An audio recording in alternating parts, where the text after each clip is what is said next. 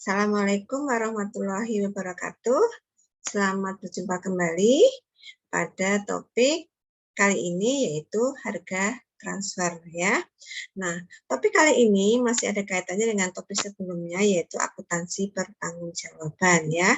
Nah, saya harap semuanya memperhatikan dengan sungguh-sungguh sehingga memahami materi dengan baik sehingga bisa mengerjakan tagihan-tagihan yang saya berikan nanti dan bisa mendapatkan nilai yang maksimal ya.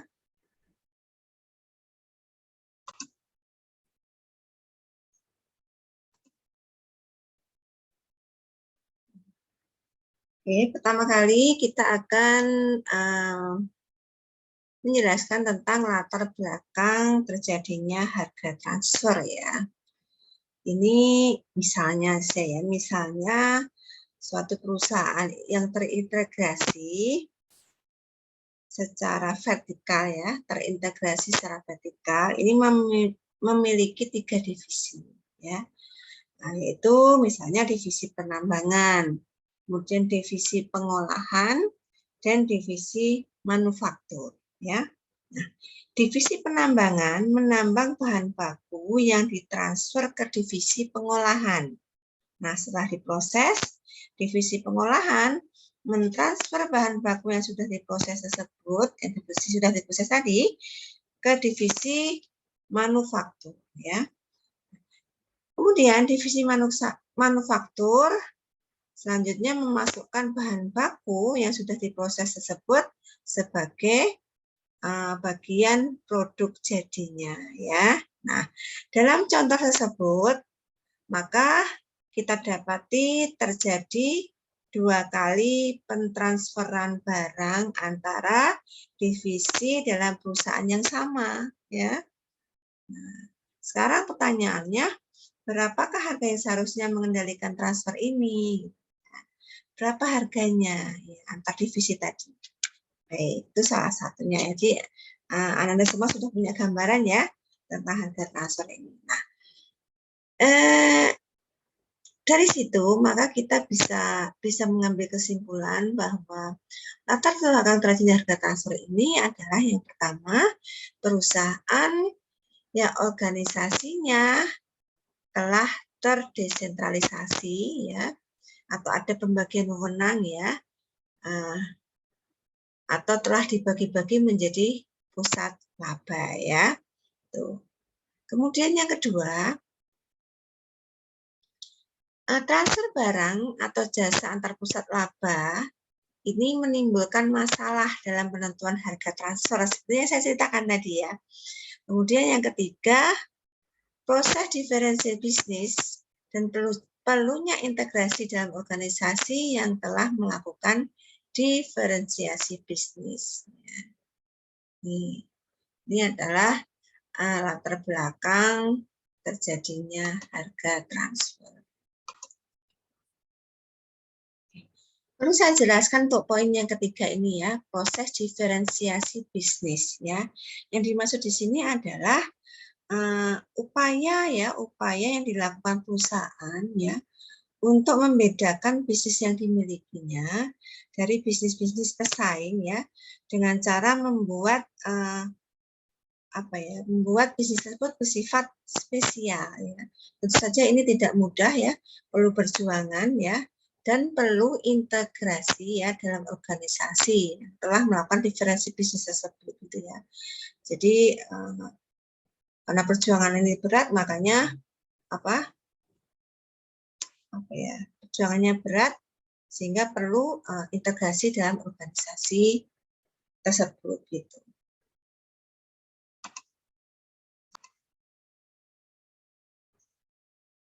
Baik, sekarang apa sih yang dimaksud dengan harga transfer ya? Jadi harga transfer ini bisa diartikan dalam arti luas maupun arti sempit ya. Dalam arti luas, harga transfer adalah harga perpindahan barang atau jasa yang dipertukarkan antar unit ya, atau antar pusat pertanggungjawaban dalam suatu organisasi. Masih ingat yang saya ceritakan di awal tadi kan? Kemudian yang kedua, dalam arti sempit, harga transfer adalah harga perpindahan barang atau jasa antara dua pusat laba ya, atau dua pusat pertanggungjawaban atau lebih ya, lebih dari dua gitu maksudnya. Yang dimaksud dengan harga transfer. Oke. Berikutnya tujuan harga transfer ya. Harga transfer ini tujuannya adalah yang pertama untuk memberikan informasi relevan pada setiap pusat laba dalam menentukan harga transfer ya. Jadi memberikan informasi relevan pada setiap pusat laba atau pusat pertanggungjawaban ya dalam menentukan harga transfer. Kemudian yang kedua, memotivasi manajer pusat laba, ya pusat laba pengirim atau pusat pertanggungjawaban sebagai pihak pengirim dan juga pusat laba penerima ya, dan kantor pusat dalam membuat keputusan yang tepat. Jadi memotivasi setiap pusat pertanggungjawaban itu baik sebagai pengirim mungkin sebagai penerima untuk membuat keputusan yang tepat ya. Kemudian yang ketiga, untuk menyajikan laporan laba setiap divisi yang layak mengukur prestasi divisi.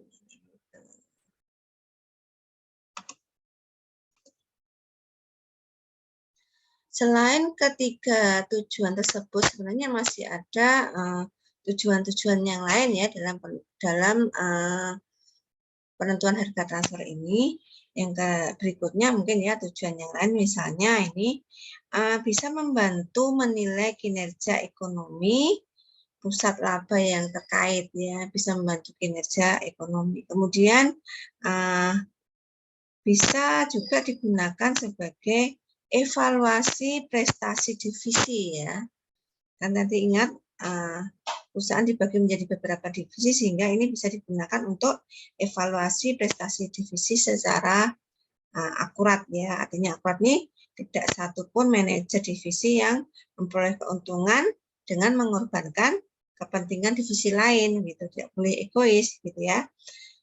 Kemudian tujuan yang lain mungkin juga adalah menyelaraskan tujuan ya. Artinya para manajer mengambil keputusan yang memaksimalkan laba perusahaan dengan cara memaksimalkan laba divisinya. Gitu. Ya, itu mungkin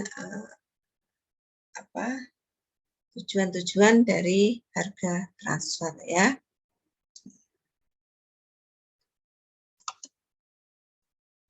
Berikutnya adalah metode dalam menetapkan harga transfer. Ini ada beberapa metode ya. Pertama adalah metode harga pasar. Ya. Di dalam metode harga pasar ini, harga transfer barang atau jasa antar pusat laba atau pusat pertanggungjawaban itu ditentukan berdasarkan harga pasarnya dikurangi dengan biaya-biaya yang dapat dihindari atau ditekan karena produk tersebut ditransfer dari pusat laba tertentu ke pusat laba yang lainnya. Gitu. Nah, karena harga pasar tersebut dikurangi dengan biaya yang dapat dihindari, maka metode ini disebut dengan metode harga pasar minus atau harga pasar yang dimodifikasi. Gitu ya. Nah, ini lebih jelasnya diberikan contoh seperti ini contoh, perhatikan semuanya ya. Di sini dikatakan PT Persada memiliki dua pusat laba, yaitu divisi A dan divisi B. Produk divisi A yaitu kita sebut dengan produk N, itu sebagian dijual kepada pihak luar dan sebagian lainnya dijual atau ditransfer ke divisi B untuk diolah lebih lanjut. Masih ingat tadi ya contohnya tadi? Ada divisi penambangan, ada divisi pengolahan, ada divisi manufaktur ya. Jadi antar divisi itu saling mentransfer gitu ya.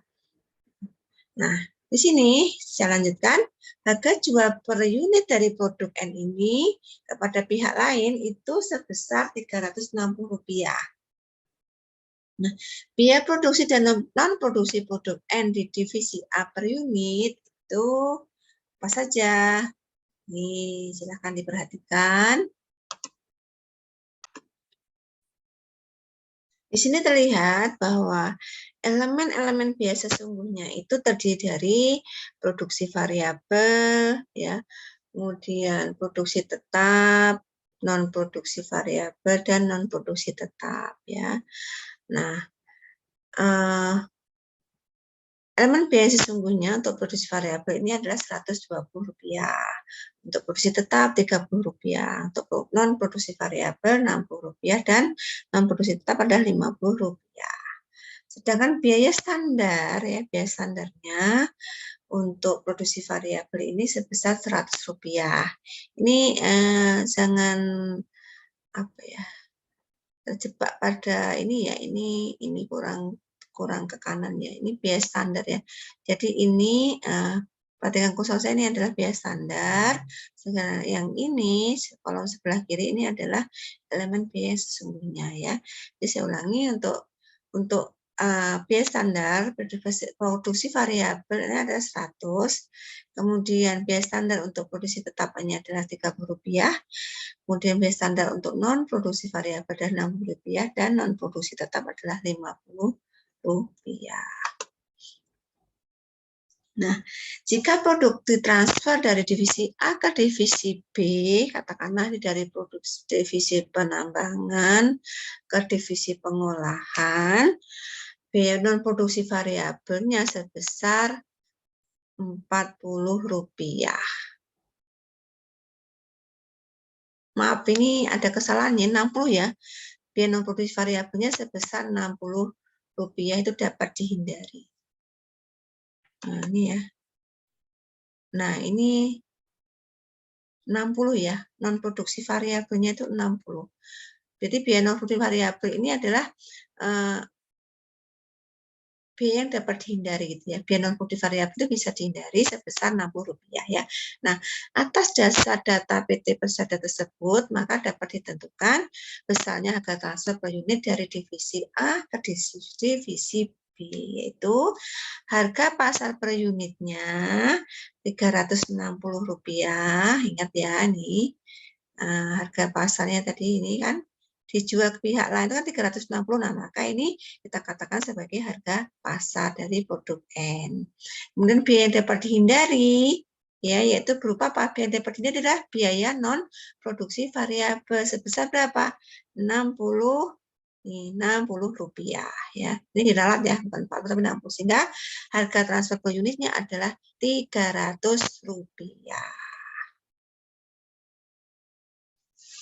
Oke.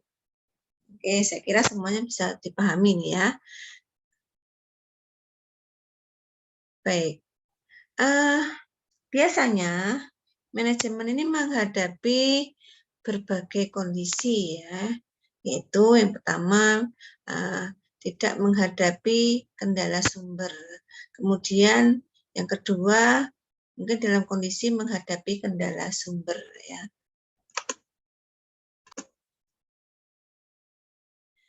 Baik. Yang pertama kita bahas satu persatu tentang kondisi tadi ya. Yang pertama, kondisi tidak menghadapi kendala sumber. Ini maksudnya adalah misalnya divisi penjual dapat menjual produknya kepada pihak luar. Dan divisi pembeli begitu juga. Divisi pembeli dapat membeli produk tersebut dari sumber luar atau dari divisi penjual ya. Dari divisi penjual ini adalah divisi yang bersumber dari dalam perusahaan. Gitu ya maksudnya. Kemudian yang kedua, keputusan harga transfer dan sumber itu harus diserahkan kepada manajer divisi, ya. Dan campur tangan manajer kantor pusat itu sedikit mungkin, seminimal mungkin ya, kecuali kalau memang sudah tidak bisa diatasi oleh manajer divisi, baru diambil alih oleh manajer kantor pusat, katakanlah seperti itu ya. Nih, jadi ini tidak ada kendala, bebas ya mau menjual produknya kepada pihak luar perusahaan. Kemudian juga bisa juga divisi pembeli ini membeli produk tersebut dari sumber luar atau luar perusahaan atau dari divisi penjual, bebas ya. Mau beli dari divisi penjual boleh, mau beli dari sumber luar juga boleh, gitu ya. Divisi luar juga gitu, mau menjual produknya ke pihak luar juga boleh, mau menjual ke divisi lain juga boleh ya. Nah kali supaya tidak terjadi konflik, ini keputusan harga transfer dan sumber itu harus diserahkan. Nanti kata-kata harus ya, harus diserahkan kepada manajer divisi ya. Dan campur tangan manajer kantor pusat itu sesedikit mungkin, seminimal mungkin gitu ya. Mungkin supaya lebih jelas ini, misalnya katakanlah saya beri contoh, ada divisi apa ya, pertanian, perkebunan kelapa sawit, divisi perkebunan, dalam ini kelapa sawit ya, divisi perkebunan, divisi pengolahan CPO-nya, kemudian divisi manufaktur. Manufaktur itu mengolah CPO menjadi minyak yang siap edar, minyak yang siap konsumsi gitu ya. Itu contoh seperti itu ya. Divisi di sini divisi kelapa sawit tadi, divisi kelapa sawit, divisi perkebunan ini bisa menjual hasil kebunnya itu ke perusahaan, keluar ke perusahaan lain, bisa juga dijual ke divisi pengolahan, bebas kan, tidak menghadapi kendala sumber, bebas. Kemudian bisa juga divisi pengolahan ini tidak harus membeli dari divisi perkebunan, dia bisa saja membeli dari perkebunan perusahaan lain, gitu ya. Nah, gitu. Bisa saja membeli dari perkebunan perusahaan lain, ya. Atau bisa membeli dari perkebunan perusahaan sendiri, begitulah. Jadi tidak ada kendala sumber. Itu yang dimaksud ya. Tapi tentu saja keputusannya berada di tangan manajer divisi ya. Ini ya. Ini kalau tidak menghadapi kendala sumber. Baik. Berikutnya, batasan dalam penerapan harga pasar. Oh iya, sebelum ke sana, bagaimana dengan yang poin 2 ini? Kalau menghadapi kendala sumber, maksudnya apa ini? Maksudnya misalnya begini, diputuskan oleh manajer bahwa divisi penjual ini hanya dapat menjual produknya ke divisi pembeli, atau katakanlah kalau kita contohkan misalnya divisi perkebunan hanya bisa menjual ke divisi pengolahan ya, artinya masih dalam pihak intern, jual belinya di intern perusahaan saja ya, seperti itu contohnya kalau menghadapi kendala ini ya, atau dalam kondisi menghadapi kendala sumber, itu contohnya. Baik, kita lanjutkan. Batasan dalam penetapan harga pasar. Jika harga yang ditawarkan divisi penjual sama dengan harga pasar, produk tersebut harus dibeli dari divisi penjual. Nih ya, ini ada batasannya. Ya, kalau secara logis ya benar ya. Harga yang ditawarkan divisi penjual sama dengan harga pasar kok. Ngapain beli di luar? Mending beli di perusahaan sendiri kan? Perusahaan untung, gitu kan? Untungnya lebih besar lagi. Nah, contohnya tadi kelapa sawit tadi. Misalnya harga yang ditawarkan perkebunan kelapa sawit per kilonya itu per kilo sawit itu sebagai bahan mentah CPO itu harganya 2.000 katakanlah. Di pasar juga harganya 2.000. Kan lebih baik produk tersebut dibeli dari divisi perkebunan ya. Oke, kemudian yang kedua, jika ada distress price ya, secara temporer pemasok luar menawarkan harga rendah, tapi sifatnya temporer ya. Harga tersebut tidak perlu dipedulikan dan divisi harus membeli dari divisi penjual. Nih, walaupun harga dari pemasok luar, tadi dari perkebunan luar kok 1.500 misalnya. Perusahaan sendiri menjual, divisi perkebunan sendiri menjual 2.000. Apakah kita harus membeli dari luar yang lebih murah? Nih, ini divisi pengolahannya. Mikir nih divisi pengolahan. Mau diputuskan yang mana nih? mau dibeli dari pemasok luar yang harganya 1.500 per kilo atau dari divisi intern atau divisi pengolahan intern yang harganya dipatok 2.000. Tunggu dulu ya. Karena ini sifatnya temporer nih, ada kata-kata temporer, maka divisi pembeli dalam hal ini adalah divisi pengolahan yang harus membeli dari divisi penjual atau divisi perkebunan. Kenapa? Karena sifatnya temporer gitu ya. Kecuali kalau jangka waktunya lama ya, hanya temporer saja. Maka diputuskan harus tetap membeli dari divisi penjual atau dari internal perusahaan itu sendiri. Kemudian yang ketiga nih, batasan yang ketiga dan menetapkan harga pasar ini, perubahan sumber dan harga transfer perlu ditelaah dan disetujui oleh kantor pusat. Nah ini ya, jadi memang sudah terdesentralisasi, tetapi tetap kantor pusat tetap harus dimintai harus dimintai persetujuan ya, harus ditelaah juga oleh kantor pusat ya. Jadi kalau ada perubahan sumber, kalau ada perubahan harga transfer, maka atas persetujuan kantor pusat. Baik, berikutnya adalah faktor-faktor yang menyebabkan kendala ya. Yang sudah adalah kendala dalam menentukan harga pasar. Kendala kalau perusahaan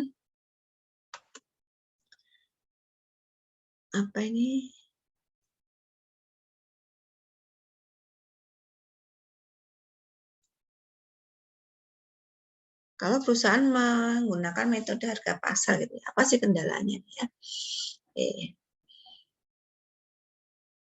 Nih, yang pertama kendalanya adalah divisi-divisi sifatnya terintegrasi. Sudah menerapkan harga pasar, sudah terintegrasi sedemikian rupa, sudah saling terintegrasi, saling terikat gitu ya, terikat antara divisi satu dengan divisi lain. Katakanlah begini, perusahaan kelapa sawit tadi ya, pada perkebunan kelapa sawit ada divisi perkebunan, divisi pengolahan, divisi manufakturnya antar divisi itu saling terintegrasi satu dengan yang lain. Maka perusahaan akan menghadapi kendala dalam menentukan harga pasar. Kemudian tidak ada sumber luar. Sumber luarnya nggak ada, hanya itu. Perkebunannya, katakanlah perkebunannya perkebunannya itu jauh dari lokasi perkebunan yang lain, katakanlah seperti itu ya. Sehingga bisa dikatakan tidak ada sumber luar. Ya, maka dalam menggunakan metode harga pasar juga tidak bisa diterapkan ya. Atau sulit gitu ya. Kemudian risiko dengan pemasok luar cukup tinggi. Risikonya cukup tinggi. Kalau menggunakan pemasok luar ya, mungkin risikonya bisa dari misalnya itu harganya itu tidak stabil misalnya ya. Kemudian pemasok luar itu bisa jadi seringkali terjadi kendala pengiriman gitu ya, seharusnya sudah sampai dalam jangka waktu 2 hari, ini sampai kok 2 hari ya, misalnya 1 hari ini bisa sampai 2 hari atau lebih. Kalau lebih dari 1 hari maka CPO yang dihasilkan nanti tidak bagus atau kurang banyak gitu ya. Volumenya menjadi menyusut gitulah kira-kira ya. Maaf saya tidak begitu paham tentang kelapa sawit ya. Mungkin bisa saja salah ya asumsi saya. Kemudian yang berikutnya faktor yang menyebabkan kendala dalam menentukan harga pasar ini telah diinvestasikan dana pada divisi penjual dalam jumlah cukup tinggi. Itu saja ya, terikatnya sudah diinvestasikan dana ke divisi penjual sudah dalam jumlahnya besar lagi ya, makanya terikat. Maka tidak bisa, sulit menerapkan harga pasar. Baik, harga transfer ini perlu diingat adalah harga transfer hendaknya didasarkan atas harga yang bersaing ya. Dimaksud ini apa harga yang bersaing itu? Yang pertama, harga tersebut harus bisa mengukur kontribusi setiap pusat laba atau pusat pertanggungjawaban atau setiap divisi ya. Jadi harga dapat mengukur kontribusi divisi. Kemudian harga dapat mengukur prestasi divisi dalam menghadapi persaingan. Dan harga itu sifatnya juga independen ya, independen, bebas dari jadi bebas atau tidak dipengaruhi oleh hal-hal lain gitu ya, maksudnya yang dimaksud dengan independen. Baik, ini kelemahan-kelemahan ya, kelemahan-kelemahan kalau menggunakan metode harga pasar tadi, tidak semua produk yang ditransfer itu memiliki harga pasar ya. Kemudian harga pasar sering berubah sehingga harga transfer harus juga diubah. Kemudian sering terdapat beberapa macam harga pasar untuk produk yang sama. Ini ya, jadi ada kelemahannya nih. Kemudian berikutnya, penghematan biaya dalam bentuk biaya yang dapat dihindari hanya dinikmati oleh divisi pembeli. Ya. Ini kelemahannya, itu saja ya. Divisi perkebunan bisa menurunkan biaya produksinya sampai katakanlah Rp1.200 per kilo. Ya, bagus kan prestasi itu, tetapi ternyata itu dinikmati oleh divisi pembeli, dalam ini adalah divisi pengolahan gitu ya. Jadi penghematan biaya dalam bentuk biaya yang dapat dihindari tadi ya. Tidak semua biaya, tidak semua elemen biaya, tapi biaya yang dapat dihindari itu dinikmati oleh divisi pembeli ya. Oke, sekarang metode yang kedua. Metode kedua adalah biaya ditambah laba ya. Nah, metode ini dipakai jika terdapat kondisi-kondisi sebagai berikut. Yang pertama, di pasar tidak tersedia harga pasar produk yang ditransfer. Kemudian, kedua, di pasar terdapat beberapa harga pasar produk yang ditransfer. Ya, hanya beberapa saja ya. Kemudian yang ketiga, produk yang ditransfer sifatnya khusus atau rahasia ya, khusus atau rahasia. Maka tentu saja poin 3 ini sulit dalam atau bukan sulit ya, cocok kalau diterapkan atau menggunakan metode biaya plus laba itu ya. Berikutnya, pemakaian metode ini, metode biaya plus laba tadi, manajemen harus membuat dua keputusan penting. Apa itu keputusannya? Yang pertama adalah keputusan komponen biaya yang diperhitungkan ke dalam harga transfer. Komponen biaya apa saja yang harus diperhitungkan dalam menentukan harga transfer. Kemudian yang kedua, keputusan komponen laba yang diperhitungkan ke dalam harga transfer. Jadi ada dua komponen biaya dan komponen laba ya dalam memperhitungkan harga transfer. Ya. Nah, berikut ini adalah keputusan komponen biaya yang diperhitungkan atau komponen biaya yang diperhitungkan ke dalam harga transfer. Nih, komponen biaya apa saja? Yang pertama, komponen biaya penuh sesungguhnya atau actual full cost. Kemudian komponen biaya penuh standar, ya standar full cost. Kemudian komponen biaya variabel sesungguhnya atau aktual variabel cost dan biaya variabel standar. Nah, inilah komponen biaya yang diperhitungkan dalam menentukan harga transfer. Biaya sesungguhnya, biaya penuh sesungguhnya, biaya penuh standar, biaya variabel sesungguhnya, dan biaya variabel standar. Ya. Nah, sekarang metode yang kedua ini, ya metode apa tadi? Masih ingat ya metode biaya plus laba itu memiliki kelemahan juga. Ya, kelemahannya apa? Kelemahannya adalah pertama, tidak mendorong divisi penjual bekerja efisien ya. Karena semakin besar biaya sesungguhnya berakibat harga transfer lebih tinggi. Tuh. Jelas ya, pasti. Ini ya. Nih. Biaya penuh sesungguhnya nih.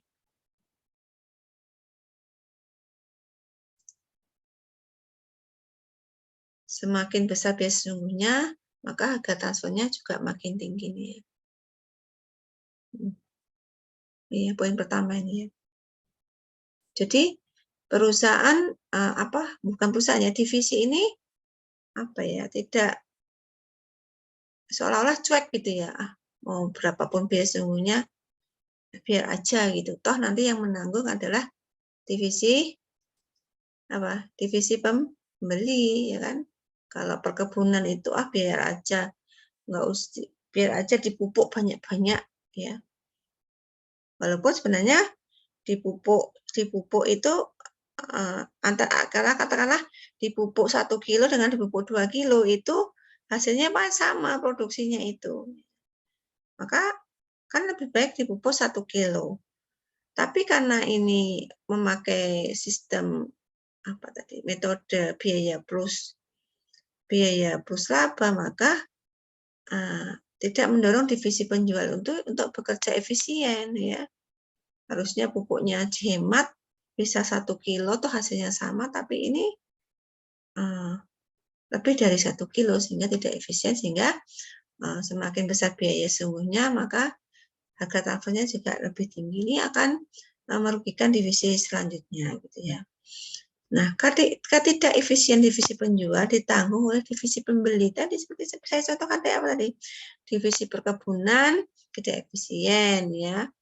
Harusnya biaya produksi kelapa sawit per kilonya itu 1.000, ini menjadi 1.200. Ternyata ada kebocoran pupuk tadi. Maka siapa yang menanggung? Yang menanggung adalah divisi pembeli. Dalam hal ini adalah divisi pengolahan CPO. Baik.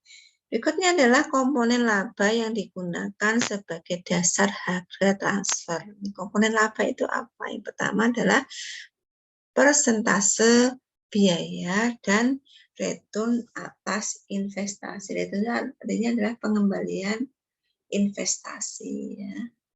Ini komponen laba ya, persentase biaya dan pengembalian atas investasi. Nah, ini contohnya masih PT Persada ya. PT Persada memiliki 2 pusat laba, yaitu divisi A dan divisi B. Produk divisi A yaitu produk N, masih sama namanya N, sebagian dijual kepada pihak luar dan sebagian lainnya ditransfer ke divisi B untuk diolah lebih lanjut. Nah, harga jual per unit produk N kepada pihak lain ini kan 360. Nah, biaya produksi dan non produksi produk N di divisi A per unit adalah sebagai berikut nih ya. Ini contohnya. Elemen biayanya terdiri dari produksi variabel ya. Jadi elemen biayanya variabel, tetap, non variabel dan non tetap. Nah, biaya standarnya masing-masing adalah 120 hingga 50. Biaya sesungguhnya untuk yang variabel ini 160, untuk yang tetapnya 30, non variabelnya 60 dan non tetapnya adalah 50. Ditambah labanya berapa diinginkan? 20% dari 25% dari biaya. Ingat ini masih metode apa tadi? Metode biaya ditambah laba ya. Jadi ingat, ini adalah metode biaya tambah laba. Laba yang diinginkan 25% dari biaya. Ini elemen biayanya, ini biaya standarnya, nah ini biaya sesungguhnya. Nih bisa dilihat ya. Biaya standar itu harusnya 120 aja bisa. Tapi ternyata yang terjadi 160. Siapa yang rugi? Pihak perkebunan atau pihak pengolahan? Tentu saja yang rugi adalah pihak pengolahan sebagai pihak pembeli, gitu ya. Oke. Selanjutnya, ini adalah cara menghitung harga transfer didasarkan atas biaya penuh sesungguhnya ditambah laba, atau pakai metode biaya plus laba ya. Kita masukkan saja ke sini ya, ke elemen-elemen biaya. Elemen biayanya dari biaya produksi variabel 160, biaya tetapnya 30, biaya produksi variabelnya yang dihindari adalah 60 dikurangi 40 yaitu 20, dan biaya non produksi tetap 50, sehingga biaya penuh sesungguhnya adalah 260. Dan laba yang diinginkan adalah 25% dari total biaya ya. Sehingga diperoleh angka Rp65, sehingga harga transfer per unit ada 325.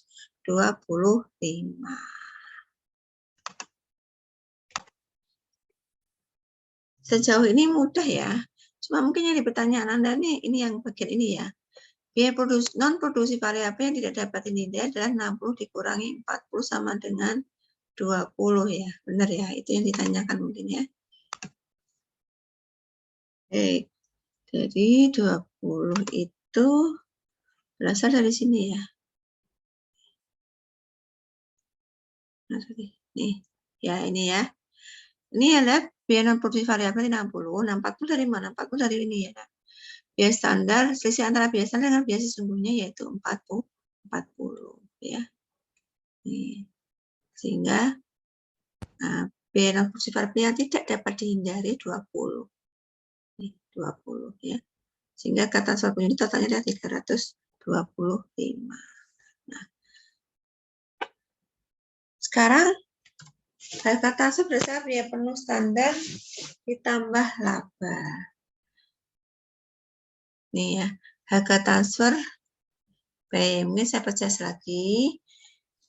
Ada metode yang kedua, tadi selain metode harga pasar, ada metode biaya ditambah laba. Khusus untuk metode yang kedua ini dibagi lagi menjadi beberapa metode. Yang pertama adalah harga transfer berdasarkan biaya penuh plus laba. Ini sudah paham ya. Sekarang harga transfer berdasarkan biaya penuh standar plus laba. Biaya penuh standar ya. Kalau ini biaya penuh sesungguhnya, ini penuh standar ditambah laba. Ya, caranya ini elemen-elemen biaya ditambah laba sehingga harga transfer per unitnya 275. Nah, ya kita urai satu persatu. Biaya produksi variabel ada Rp120, produksi tetap 30. Ini berdasarkan data awal tadi ya. Nah, biaya produksi variabel yang tidak dapat dihindari masih sama 20 dan biaya non tetap 50 sehingga biaya penuh standar per unit adalah 220. Laba yang diinginkan 25% dari total biaya yaitu hasilnya ada 55 sehingga harga transfer per unit adalah 275. Ada selisih ya. Selisih berapa ini? Selisihnya 50 ya. Kalau ini pakai metode sesungguhnya plus laba ini 325 kata hasilnya, tapi kalau biaya penuh plus laba menjadi 275.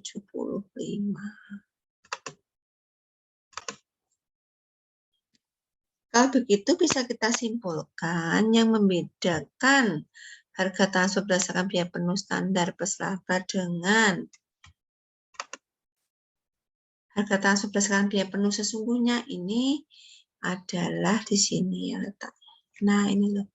Ya.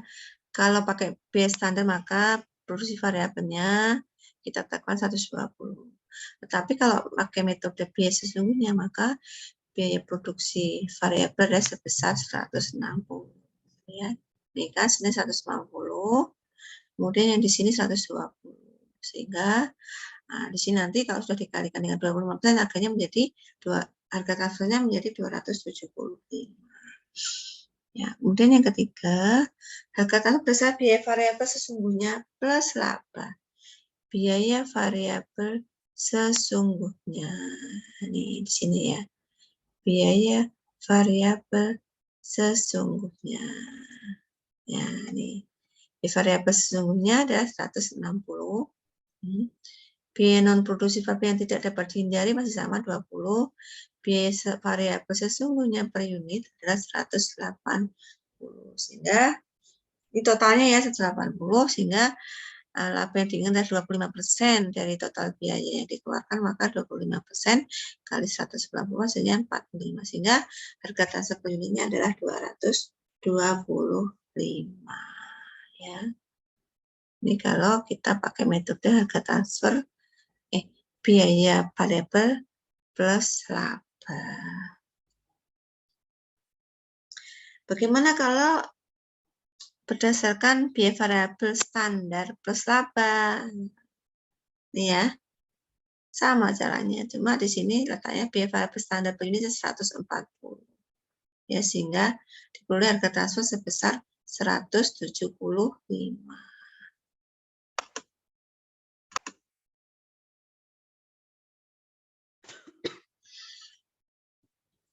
Metode penentuan harga transfer berikutnya adalah metode administrasi harga transfer. Nah, ini dibagi menjadi dua lagi ya, yaitu metode negosiasi dan metode arbitrase. Tapi secara global itu ada 3 metode, ya, metode harga pasar, kemudian metode biaya plus laba, dan yang ketiga adalah metode biaya plus laba kan dibagi lagi menjadi beberapa metode. Yang ketiga adalah metode administrasi. Nah, metode administrasi ini juga dibagi menjadi dua ya, metode negosiasi dan metode arbitrase. Baiklah, kita kupas satu persatu. Pertama, metode negosiasi. Negosiasi ini didasarkan pada, artinya harga transfer negosiasi itu didasarkan pada tawar-menawar atau perundingan antara divisi penjual dengan divisi pembeli. Ada tawar-menawar di sana gitu ya. Masih intern ini, masih lingkup organisasi, lingkup perusahaan ya. Kemudian yang kedua, penentuan harga negosiasi menganjurkan proses tawar-menawar bebas ya, atau arm's length antar divisi seolah-olah sebagai kesatuan usaha yang terpisah. Jadi maksudnya di sini adalah harus profesional gitu ya, walaupun satu perusahaan tetap harus profesional, bahwa dalam menentukan harga negosiasi harus ada apa ya, proses tawar-menawar itu bebas ya, tidak ada apa ya, tidak ada kepentingan dan lain sebagainya ya, antar divisi. Jadi tawar-menawar bebas antar divisi seolah-olah sebagai kesatuan yang terpisah, seolah-olah itu terpisah gitu ya. Tuh. Kemudian yang ketiga, kebebasan ini tercipta jika divisi penjual dapat pula menjual produknya ke pihak luar. Nah, ini ya, poin ketiga nih. Bisa bebas, bisa tercipta kebebasan ini, tapi divisi penjual bisa juga menjual produk keluar, dan divisi pembeli dapat juga membeli produk yang sama dari pihak lain gitu. Jadi begini, misalnya tadi kayak kelapa sawit ini saya contohkan ya. Kelapa sawit itu, buah kelapa sawit itu per kilonya harga pasarnya katakanlah 1.200 ya. Di sini pihak perkebunan mau menjual ke divisi pengolahan dijual 1.300. Wah, harus ditawar ya. Karena di sini pakai metode negosiasi, ditawar loh, di luar saja harganya 1.200. Saya minta harganya disamakan dengan harga pasar, itu 1.200 gitu ya. Nah, di sini akhirnya pihak penjual, yaitu divisi perkebunan ini berpikir ya, bagaimana caranya harga produksi itu tidak boleh lebih dari 1.200, lebih kurang dari 1.200, sehingga divisi perkebunan bisa mendapatkan laba atau keuntungan gitu. Itu maksudnya ya. Jadi bisa tercipta, kebebasan bisa tercipta, tawar-menawar ini bisa tercipta, tawar-menawar bebas ini bisa tercipta apabila divisi pembeli dapat membeli produk yang sama dari pihak lain. Nah, sekarang alasannya kenapa perusahaan memakai metode negosiasi ya, ada beberapa alasan. Alasannya adalah yang pertama, negosiasi menunjukkan kepercayaan manajer kantor pusat kepada manajer divisi ya. Nih. Pusat percaya nih pada manajer divisi. Oke. Boleh pakai metode negosiasi. Yang kedua, harga negosiasi dapat mencerminkan prestasi laba divisi, gitu ya.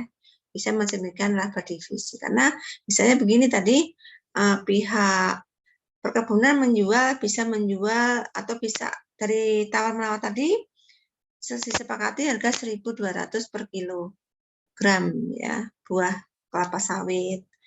Nah, kemudian pihak pihak pengolahan itu kan sebagai bahan baku pihak pengolahan ya. Kelapa sawit adalah bahan baku membuat CPO. Nah, bahan baku diolah tambah plus biaya-biaya pengolahan, maka diperoleh harga pokok produksinya sebesar katakanlah 1.500 ya. Dijual ke divisi manufaktur seharga 1.700. Maka divisi pengolahan mendapatkan keuntungan berapa? 200 gitu ya.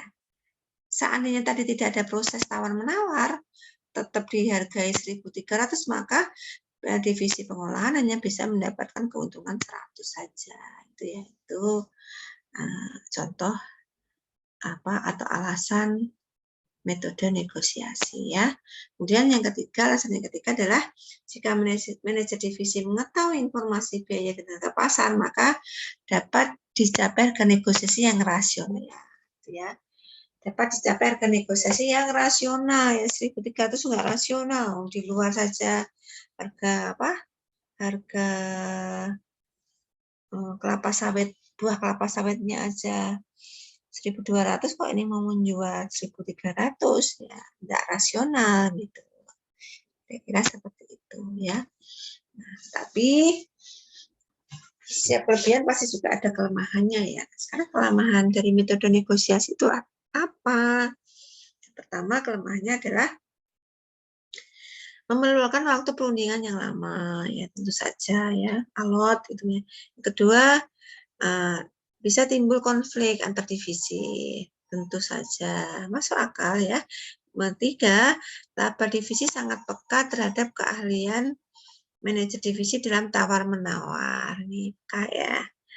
Nah, kemudian yang keempat, jika harga negosiasi sudah tidak memuaskan, maka dapat mengakibatkan produktivitas rendah. Iya, itu ya. Tidak memuaskan, saya tetap memaksa 1.300, sementara sudah ditetapkan oleh perusahaan tidak boleh membeli. Ingat tadi di metode di awal tadi tidak boleh membeli dari pihak luar gitu ya, harus dari dalam perusahaan sendiri atau harus membeli dari divisi lain misalnya, maka bisa mengakibatkan produktivitasnya rendah. Ya. Metode berikutnya adalah saya ingatkan lagi nih. Tadi metode penentuan harga transfer dengan administrasi. Metode harga pasar, metode biaya plus laba, dan metode administrasi. Ya, yang arbitrase sekarang. Arbitrasi ini digunakan jika divisi penjual dan divisi pembeli tidak dapat mencapai kesepakatan dalam menentukan harga transfer. Ya, bisa saja terjadi ya kondisi ini ya. Tidak tercapai kesepakatan. Kemudian yang kedua, harga transfer arbitrasi ini adalah harga transfer yang ditentukan oleh eksekutif atau badan lain yang ditugasi untuk mengarbitrasi harga transfer setelah orang atau badan tersebut berdialog dengan para manajer divisi yang bersangkutan. Ya, jadi ini ada arbitrasi ya. Jadi ada pihak lainnya ikut menjembatani ya supaya terjadi dialog sehingga terjadi kesepakatan harga transfernya, sehingga konflik bisa dihindari ya, kemudian produktivitas rendahnya itu bisa dihindari. Ini solusinya adalah metode arbitrasi ya. Nah, karena arbitrasi ini arbitrasi ini adalah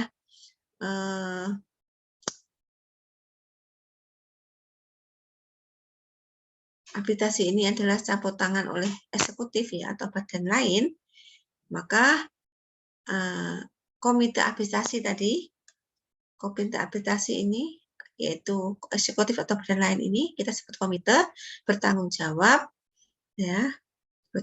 terhadap apa? Pertama, menyelesaikan persediaan harga transfer, tentu saja.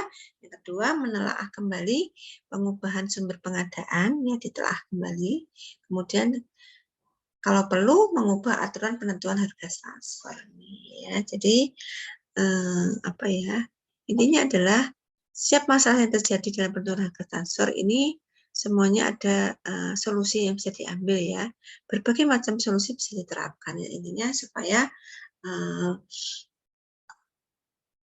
tujuan utamanya adalah nanti semua divisi mendapatkan laba yang maksimal, gitu ya.